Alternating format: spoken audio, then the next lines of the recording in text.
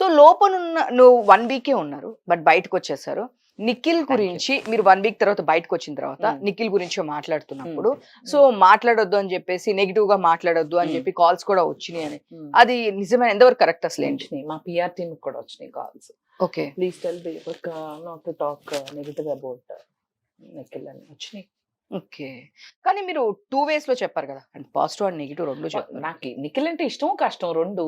హ్మ్. ఇష్టాన్ని మీరు యాక్సెప్ట్ చేసినప్పుడు ఐ హ్మ్. Tell this to everybody. మనకి ఒక మనిషిలో ఆర్ ఏదైనా పనుల్లో కూడా 99 మంచి ఉండి ఒక చెడు ఉంటే ఆ చెడు గురించే మాట్లాడుకుంటాం. యెస్. హెల్ప్ చేసిన 9 ఇన్సిడెంట్లు మాట్లాడుకోం. హెల్ప్ చెయ్యింది మాట్లాడుకుంటాం. ఆరు అడుగుతావు ఎందుకు నువ్వు నన్ను హెల్ప్ చేయలేదని. 99 సార్లు హెల్ప్ చేసింది గుర్తుపెట్టుకోరు. అది మనిషి స్వభావం. సో నేను తను పొగిడింది మీరు గుర్తుపెట్టుకోవట్లా. He'll be in top 5. He might be the winner అని కూడా చెప్పా. హ్మ్. ఇనీషియల్ రాంగానే చెప్పా.